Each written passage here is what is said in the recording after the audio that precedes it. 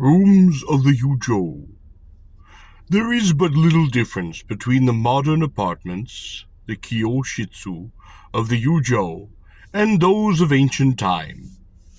The room in which a Yujo receives her guests is called the zashiki, and generally contains about 8 mats, or hachijo-jiki, while the adjoining room, the sugi no ma, is a smaller private apartment containing perhaps 3 or 4 mats. Some women have a third room placed at their disposal in addition, but this consideration is mostly granted to the oshoku exclusively. Typical zashiki are cozy rooms, fitted with the usual tokonoma, the alcove, and the chigi dana, a recess with 2 shelves, one a little lower than the other, and each only reaching about halfway across the width of the wall space provided. In the former hang either picture or specimens of calligraphy, not always genuine, by such noted artists as Chosanshu, Teshu, Zishin, Keishu, and others.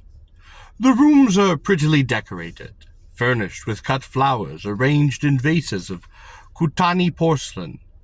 These flowers are changed according to the season. There will also be found musical instruments such as the Koto, which is the harp, the sabisen, the banjo, the gikin, guitar, and the ni-ginkin, a 2-stringed musical instrument, and etc.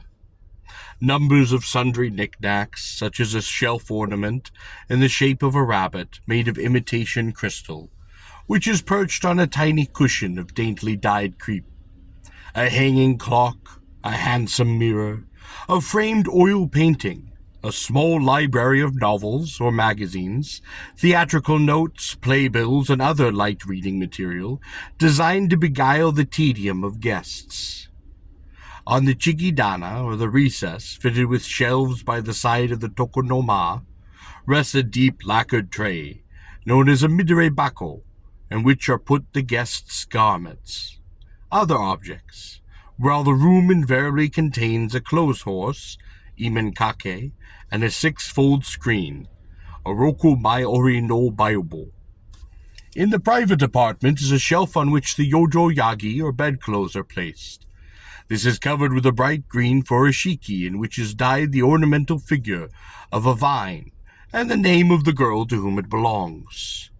Below this yagudana is a chest of drawers containing the wardrobe of the Yujo, while the other articles of furniture consist of a naga hibachi, an oblong brazier, on which is placed a kettle, a cupboard with a glass door, and within which yochiki, or tea things, and inshuko no go, eating and drinking utensils, are neatly arranged.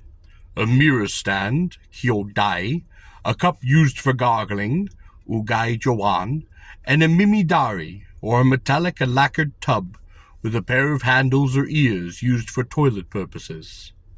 Cushions and others various paraphernalia of a courtesan's room. The sashiki are rented from the brothel keeper by the Yujo, and are furnished at their own expenses. The above is a description of a first-class house, and in the lower-grade establishments, girls there, called hiyamochi, only possess 1 room, or at the most 2 rooms. In the better houses, the rooms are known as zashiki, or parlor, and in the lower-class houses are merely hya, or room. In ancient days, the Shinjo had no rooms of their own, and it was the custom for all of them to sleep in the Anijoro's room. There are also rooms called miyadoi beo, or substitute rooms, which may be used by any of the women when they have more than 1 guest at the same time. In the lowest houses, several guests and their girls are packed up together in a single room, each couple being only sheltered from the gaze of the others by screens. This is known as waridoko, or the divided bed, and when a yojo was not sufficient means to defray the expenses of furnishing and decorating a room, it is paid for in installments. But in some cases, an intimate guest will assist her by paying these expenses himself. The expenses of repairs to a shishiki and of the daily cleaning are also borne by the girl. The shoji no chingin, or wage for cleaning, is paid direct to the wakimono, manservant, who performs this office. The expenses which Yujo have to bear in this direction are very heavy, and according to the official rules issued by the authorities in the 7th year of Kwanzi, 1795, the girls were exempted from these burdens. But an ancient custom is not easily broken up, and evil, being by no means thoroughly eradicated, has survived to these days. Unfortunately, in this profession, a pernicious custom exists of spending money most lavishly, and should the Yujo herself mean or stingy, or even moderately prudent, in her expenditure, this will cause her to become unpopular, raise up a host of enemies, and make trouble for her in 100 different ways. Thus old customs cling to the Yoshiwara and defy the many earnest efforts made to root them out. It would appear that at the time when the Yujo used to receive guests in Agiya, there was no need to pay much attention to beautifying their rooms. But as a matter of fact, they were made very pretty, because the kijin, or nobles and honorable persons, would not enter Agiya and come direct to the brothels. The regular style of futon used was a kagami buton, or a futon with a border of which is made of stuff different to that at the center, making it look like a mirror in its frame. In the best houses the borders were made of black velvet, and the panels of red crepe. 3 of such futon mattresses were laid one upon the other, and the pile formed a nice soft bed. But in the lower houses only 2 were used. These were made of inferior material, such as mensu or kanekin. In the very lowest establishments, only 1 was provided. The nightgowns also varied in richness according to the class of the house.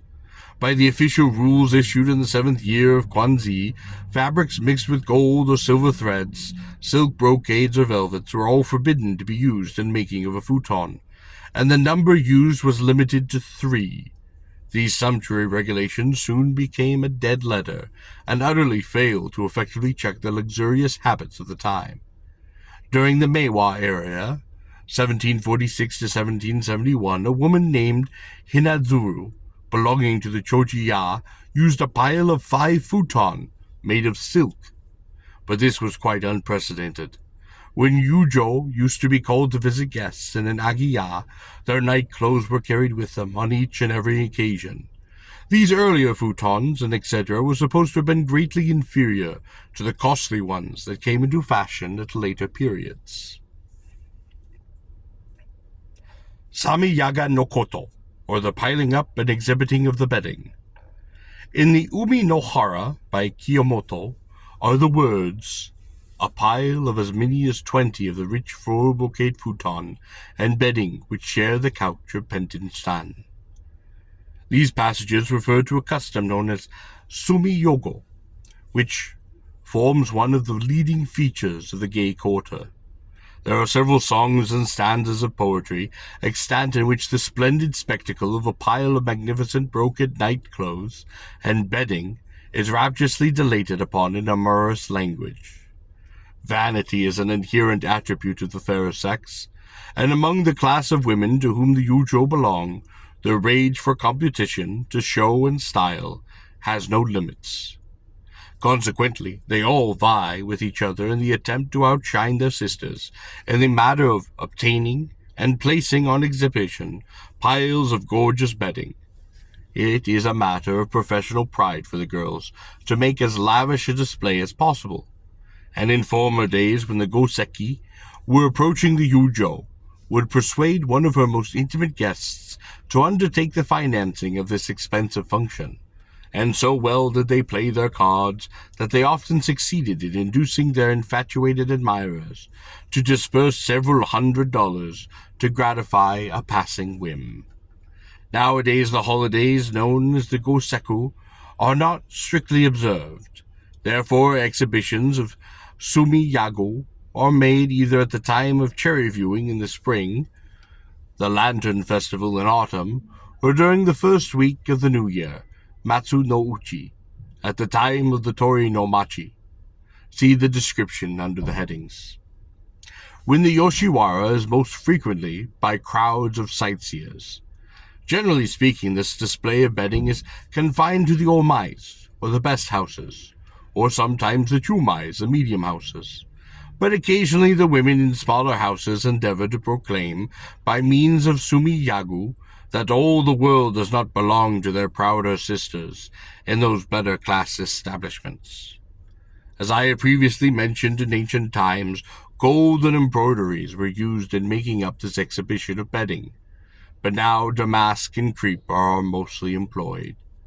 The present cost in 1899 of a set of Tsumi-yagu is from 100 to 200 yen.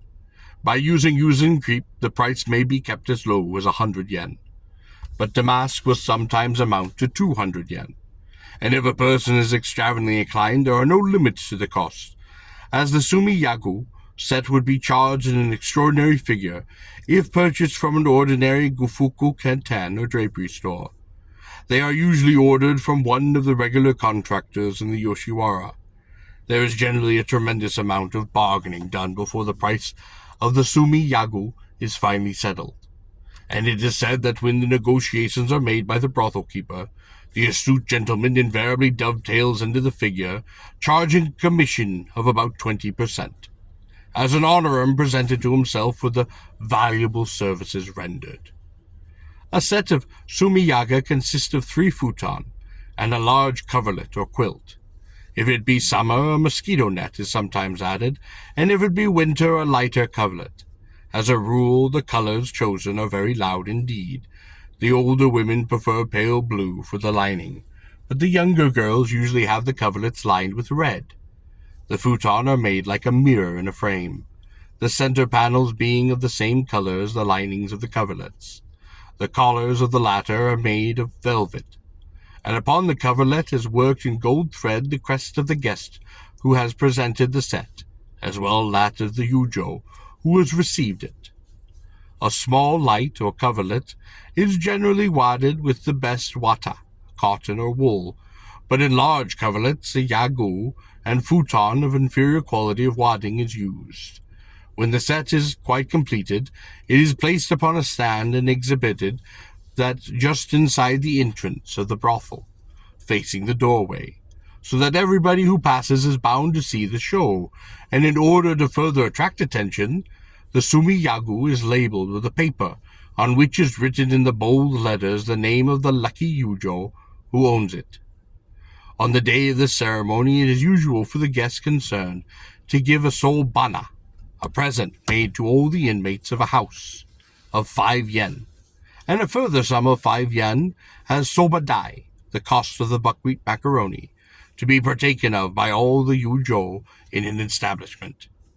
As it is not considered to be conducive to the good reputation of a woman to continue this exhibition of Tsumi-yagu for too great a length of time, there arises the necessity for another ceremony called shikizome, or commencing the use of the yagu. On this occasion, the lady in question plays the part of hostess. She is bound by custom to entertain the guest who has presented her with the set by giving him a feast and engaging at least a couple of geisha to enliven the proceedings. When a guest undertakes to provide a set of Tsumi-yagu and his inamotora, he must be prepared to spend on tips, and for various sundries at least 50 yen, over and above the cost of the bedding. And if he makes a hikitajaya, a party to the arrangement, this will cost him another 10% of commission. An exhibition of Tsumi-yagu being considered something to be proud of. Women who have no gifts rich enough to render them the necessary pecuniary assistance occasionally go so far as to even borrow funds from the brothel keepers and order a set of bedding for themselves, thus securing a fine advertisement and enhancing their reputation. It, however, sometimes happens that the girls find themselves unable to refund money thus borrowed, and are therefore compelled to dispose of the bedding they once so earnestly coveted. These circumstances have tended to place a number of second-hand sets of Tsumi-yagu on the market. It is said that certain women who are vain enough to love empty show, but too poor to afford, borrow these relics of extravagance on hire, and exhibit them to the public gaze. But here let us be merciful and draw a veil over the doings of those unfortunate women, for it would be boorish and unmanly to further expose the weaknesses of the frail humanity. As to the origin of this custom, it appears that Koshi-joro of the Mayu-ya, kept by Mogo Sapporo, named Utanami, first introduced it in the era of Kwampo, 1741 to 1743. Sobana, the all-around tips. A sobana is a tip by a guest to all the servants of a brothel, and is shared in by the yarate, shinjo, and the men servants, bathroom attendants. It is usually given upon a Mombai or Crest Day, New Year's Day, the Goseki Tora no Machi Festival, and etc. And it varies in amount according to the class of the house. The sums given are regularly classified sums divided into amounts of 2.5, 3, 4, and 5 yen, etc., as the case may be. When sobana is given, the names of the donor and his lady friend are posted in a prominent place upon the house. The larger the number of such posters, the greater is the honor to the woman in question. This custom appears to have been in vogue since ancient times, for the amounts fixed during the Kwanzaa era, 1789 to 1800, were 3 ryo for a first-class house, 2 ryo for a second-class house, and a single ryo and 2 bu for a third-class house, 2 bu for a lower-grade establishment.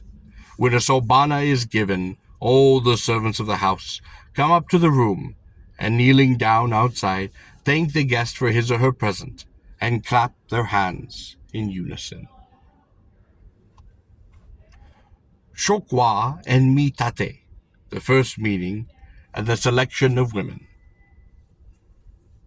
The Zenshi Kowa Kogami says that in the dusk of the evening, when all is chilly and lonesome, the deep-toned curfew bell of Iria sends forth a resonant and withal melancholy clang, which depresses the spirits and fills the heart with a vague sense of gloomy sadness. Strange as the coincidence may be, just at the every time the solemn sound of the temple bell is reverberated over hill and dale, the women file into their cages, or miso wo haru, in the brothel quarter of the flower of the Yoshiwara bud and blossom, and the whole Yukawako becomes a scene of vivacious animation. These courtesans, who have particularly fallen to the level of being regarded as so much merchandise awaiting the buyer, sit for hours, exposing to the gaze of the passerby, decked out in all the splendor of coral and of rare tortoiseshell, hairpins stuck around their heads like a saint's glory, and gorgeous dresses of silk, gold and silver embroidery, the heavy cost of which weighs them down and forces them still deeper into that stream of debt.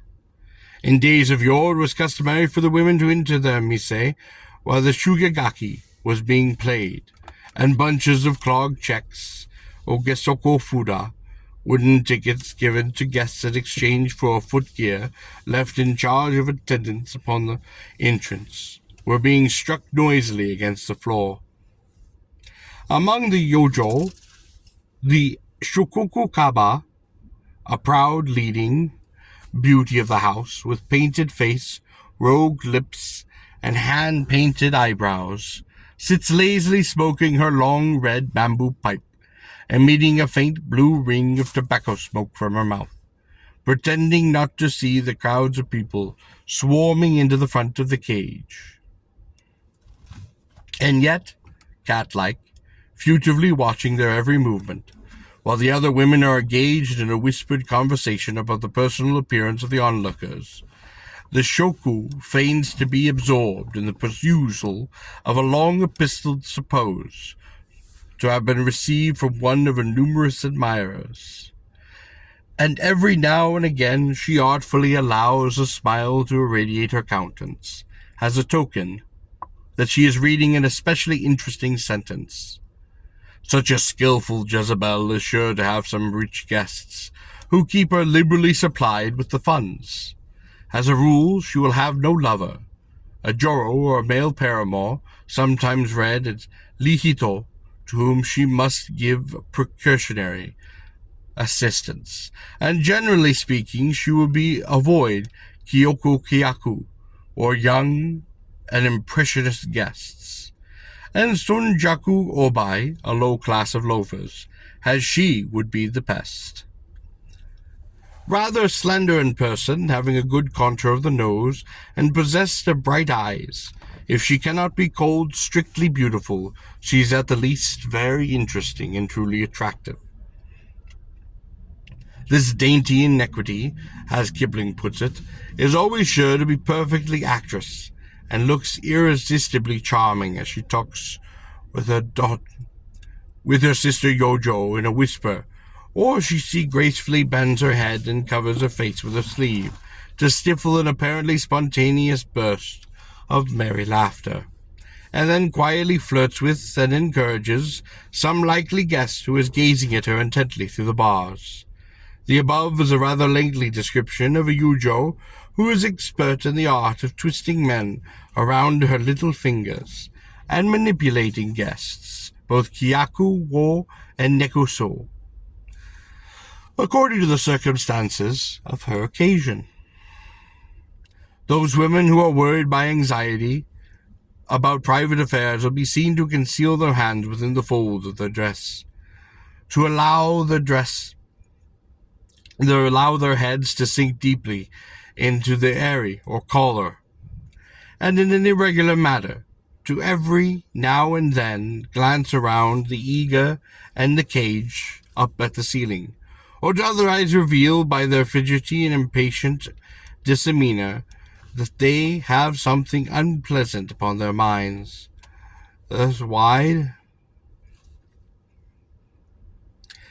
that they have something unpleasant. Those who act unreservedly and chat noisily with the other women are assuredly new to this life, and when they become familiar with the guests, they are unfeignedly sincere in their regard for those they like.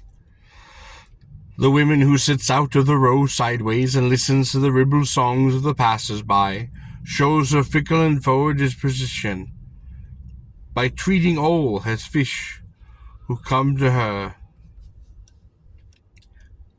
She has sympathy with no man, but as a matter of business policy, and will bestow equal attention upon all customers, no matter whether they be good-looking or bad-looking, or jealous as fiends, or those who are blowing the berry of the winter cherry, the hozuki.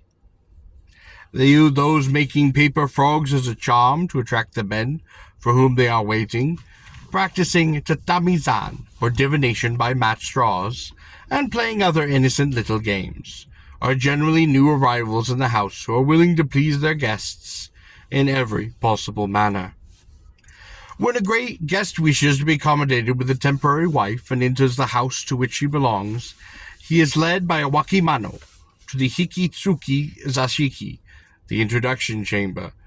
If he glances around the room, he will perhaps find the alcove decorated with a large bakemono, a hanging picture, representing the rising sun and maybe a stork. The ceiling painted with an enormous phoenix, and everything so spick and span that he will wonder whether he is in fairyland. Candles are now lighted, and a block lacquered tobacco box brought in. Next, a set of 3 sake cups are produced with which to perform, though nominally, the necessary nuptial ceremony, called the San Kyo-do, in imitation of the custom of observing upon a real wedding. The girl then appears accompanied by her shinzo, who plays the part of the go-between, or nakada yako, for the couple by uttering the conventional phrases of anata and kodata, and the unholy marriage ceremony is finished. After this, the Yujo retires to change her clothes, or mishikaze, and at the same time the guest is conducted to her apartments, where the charcoal fire is glowing in an enormous brazier.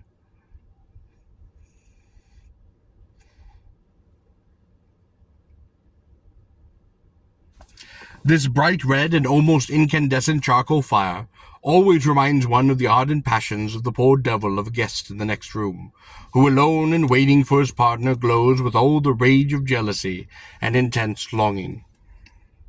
Food is served in dishes of an enormous size, but the net contents of those platters are microscopic, so the feast amounts to little more than a mere show, and is just sufficiently imposing to warrant being handsomely charged for in the bill, under the title of onrirori, or the august repast.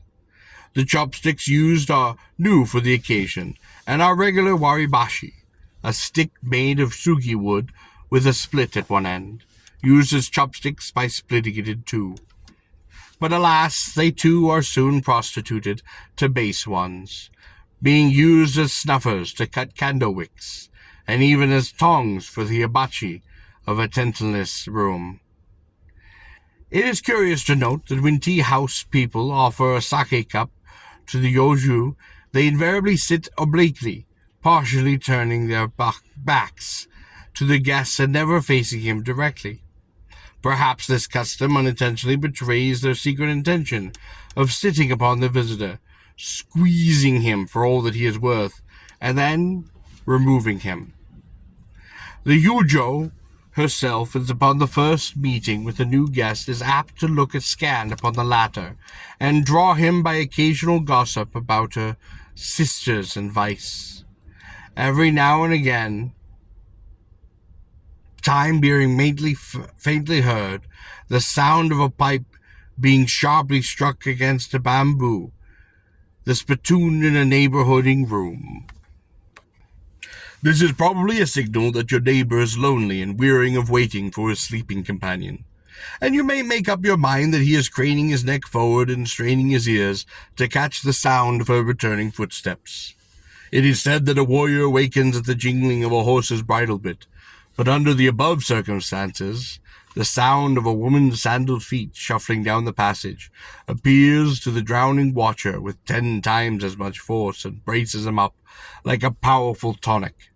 In Japan, however, men do not like to show themselves too soft, and when the woman finally slides back the shoji, or the paper shutter of the room, her guest is almost sure to sham being fast asleep. This is called tanuki niri, or the badger sleep. As the hour advances, the crowds of loafers, known as hiyakashi in the Yoshiwara, gradually disperse, and nothing, except the cries of peripatetic macaroni sellers, or the nabiyaki udon, and blind shampooers, amahari, and the dismal howling of the impish Mongols, disturb the stillness of the night. But even when comparative quietness has been restored, the guest's sleep has been so thoroughly broken that he remains, tossing uneasily upon his pillow for daylight. After a few hours of fitful slumber, which leave the wretched fellow even more fatigued than before, the eastern sky begins to glow with a faint rosy light, and with the dawn of day the great black crows in the neighborhood awake and fly circling around, cawing loudly as if in mockery and derision. Jaded and exhausted by the excess, and played out by reasons of his night's debauch, the poor guest crawls wearily out of bed, feeling as limp as a dish clout, and as preparation for his return home proceeds to drag himself to the washstand and make his toilette. Oh, what a face he sees reflected in the water, drawn, distorted, and haggard, with pale, bloodless lips and sunken, bloodless eyes. And oh, the nausea resulting from undigested food and adherited sake. Ah, the agony of the compressed. The racking headache and his formidable bill, 6 feet long, which makes one's hair raise upon end. Then the woebegone victim of his own asinine stupidity settles his bill and sneaks away from the presence of the Yujo, who comes to bid him farewell with 2 words, Ochikai uchi, please come again. He climbs heavily into a jihansyaki and whirls away to his own residence, thoroughly agreeing in spirit with the words of the Vulgate, Vanitas vanitatum et homine vanitas.